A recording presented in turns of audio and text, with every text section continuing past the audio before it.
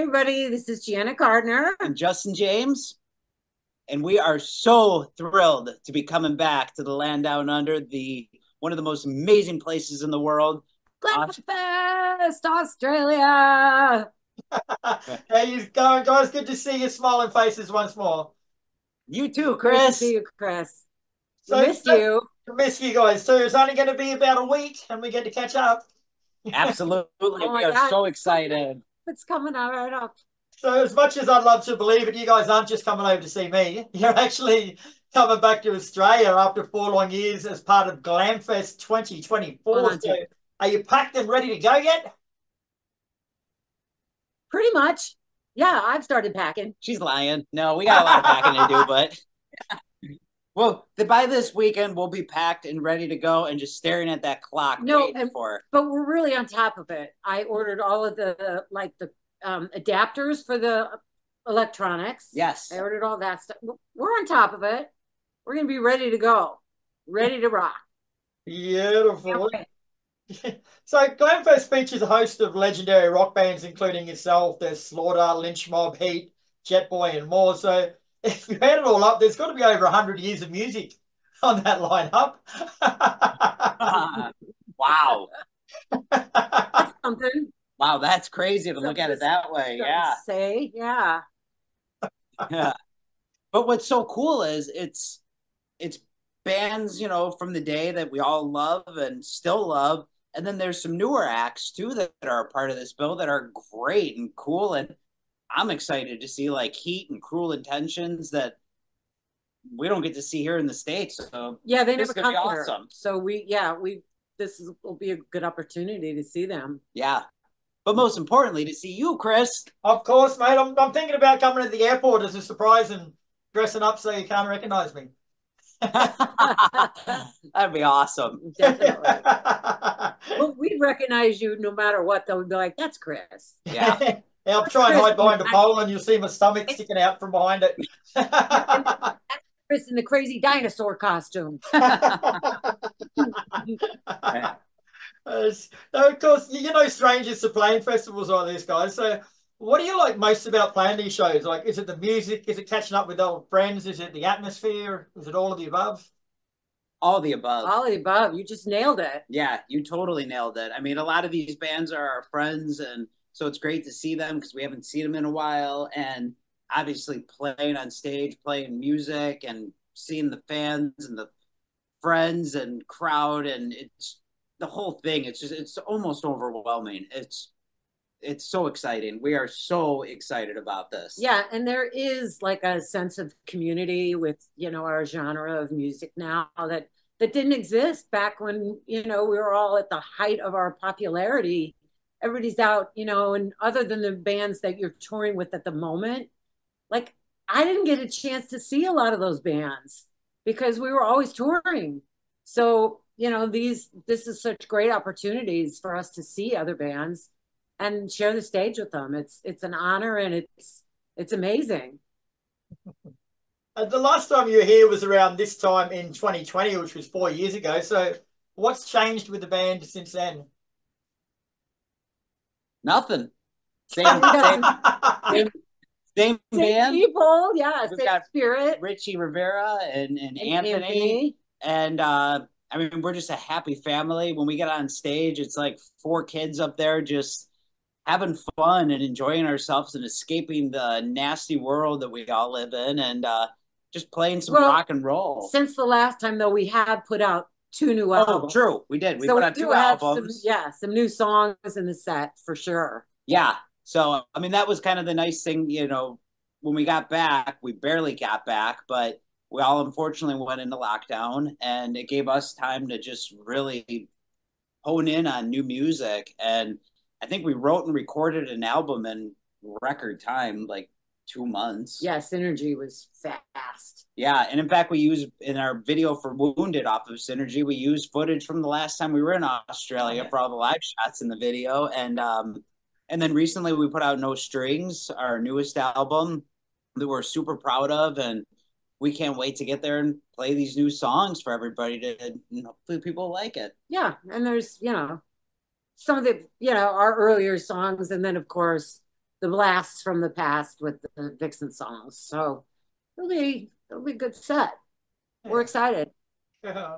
And it's funny because like I literally got given one sentence worth of material to do research on to speak to you guys. Like there was nothing about the bands at all. So I went and did a bit of a search on the net, and everything I found only mentioned yourself and Justin. Like there was no mention of Richie at all. I'm sitting there looking at it all, I'm thinking, poor old Richie, how come he's left out?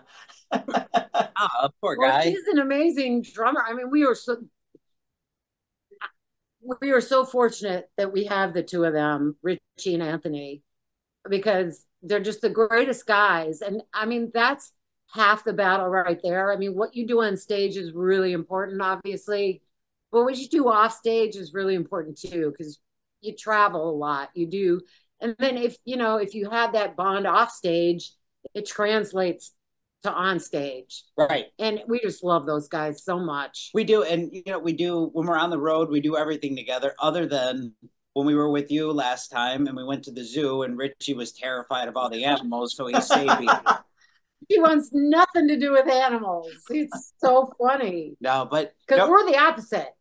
I mean, we love animals and nature and all that stuff. And he's just not about that. No, but Richie is such, I mean, I've known Richie now for probably 15 years and what a great attitude and delivers a story better than Richie. Richie is just hands down a class act. And Anthony, well, he's a piece of crap, but we keep him around. No, I'm kidding. No, Anthony's awesome. Yeah. He's just such a team player and amazing bass player, phenomenal guitar player. And you're right. They don't get enough kudos. They don't get enough attention or credit. So now they're getting that really bothering them though. Anthony, we love you. I don't think they lose much sleep over that. Actually, what day do you guys get here to Melbourne? Because I've got a friend who works at the Melbourne Zoo, so if you want me to hook you up there and if you want to go and check out. Yes, we do. Yes, please. Yes, we get in on Wednesday. Yeah, Wednesday next week. Yeah, we're flying in, but Thursday is the day we're going to be doing stuff. Yeah, so Thursday we're free. Thursday, yeah. All right, so do you want me to do it for you, Sue and Anthony, or just the two of you? Anthony too. Anthony likes doing that stuff too. Yeah. Richie, he's a weirdo, but yeah, Anthony, he likes to be a part. The last time I took the Midnight Devils to the zoo there, and they got to say, the little lemurs, like the little meerkats. They let us inside their enclosure, and we sat with them for about 15 minutes, and they were just all over us and eating off us, and it was the most. Are you kidding me? I love meerkats. Well, I'll see. I won't promise, but I'll see if I can organise that one for you. But oh, Kris, that would be awesome. Oh, what's your email address so I can send you send you confirmation? Just Janet Gardner at yahoo.com. All right, sweethearts. I'll try and organise that today for you, but I'll send you confirmation. But it shouldn't cost you a cent, so I'll see what I can do. Oh my Kris, gosh! you're the best. Thank you so much. No worries. All right. Okay, so there's also a large number of Australian bands on Glamfest, including Sisters Doll, Ragdoll, Shotgun Mistress, and Cross On. So, before a festival like this, do you do your research on local bands so you know what to expect, or do you just sort of go in cold and let it be a surprise? It kind of depends on how much time we have. Right. I always try to, because I like to know, the other artists that we're playing with. I like to be familiar with what they're doing so you can have a conversation. Yeah. Like, I love this song, blah, blah, blah, whatever. But a lot of times we don't always have a lot of time. But well, if I recall correctly, too, Cross On, they played with us last time we were there. And I remember them having that really cool, wild stage show and everything else. So they were fun. Yeah, they were a blast. So, we're excited to check out the other bands, too, on there. And like Janet said, it just depends how much time we have. We try. We always, because we get it. We struggle ourselves with getting people to check out our new music and stuff, because everybody either lives in the past or just puts on a playlist of top 40 music, and they don't listen to new music, which sucks. Yeah. So, so we absolutely always try to listen to everybody who's going to be a part of the bill. And yeah. I've seen them all before, so I do up a little cheat sheet. And I'll just give you a couple of tips on what they're like. So if you don't catch them, you can say, oh yeah, I know you guys, you're that hard rock band. So you sort of touched on this before, but you released your last album, No Strings, back in June of last year. So how was that one received? Good. Yeah, we've been thrilled with how everybody's reacted to it. And it feels good because it was, I mean, we always work hard on all our albums, but this one in particular, we worked really hard on. And we weren't about to release anything that was subpar. We wanted to make sure it was the best we could possibly make. Right, from the first note to the last note. Exactly. And we spent a lot of hours just dialing everything in. And once it was released and we started seeing reviews come out, it was so warm. It felt so good. And a lot of people got what we were shooting for with it. And I'm really, really proud of what we did. And well, you should be.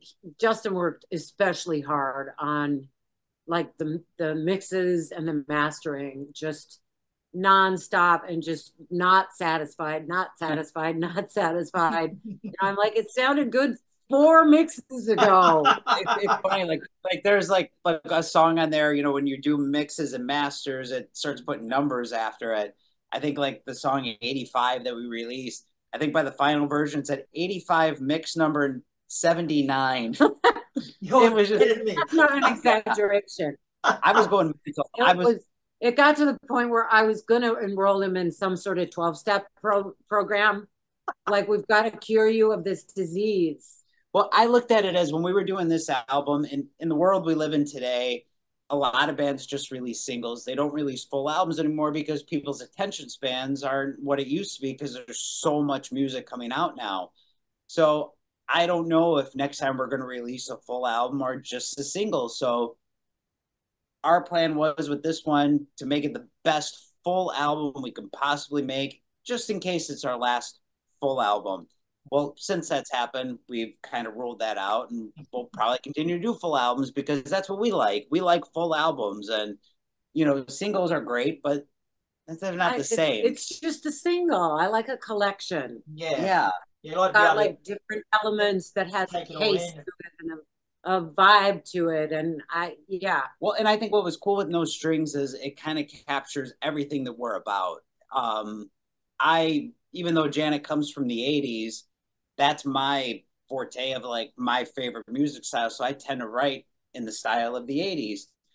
Janet tends to be more bluesy 70s orientated, so I think No Strings kind of captures what we both are about. It's got a little bit of 70s and 80s in there.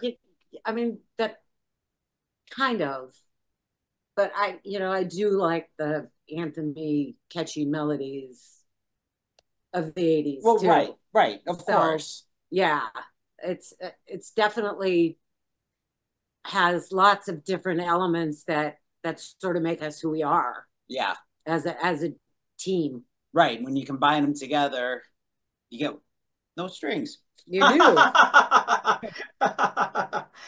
You guys are probably one of the few bands from that era of music that is still pumping out albums. Like a lot of bands stop making albums and just go on their back catalogue, but it's good to see you guys still doing it. But do you find that your fan base now is sort of pretty much long-term supporters, or are you still getting new fans because you're releasing new music? I do. I think we are getting new fans. I mean, there's people on the No Strings album when we released the first single, 85. I think there was a comment on YouTube that said, I was checking out so-and-so's video and it had a link to your video as a recommendation. And oh my God, I love this. Yeah, I'm sure glad I did. Yeah, glad I checked this out. I'm going to go buy it. So yeah, but you're right. It's not like loads and loads of new fans. No. It's just our genre is not. People don't, getting new fans is. Right. It's not easy, but thank God it's not 1993 or 4 anymore where grunge is totally taken over and we're just shunned upon. I mean, people are more open-minded, but.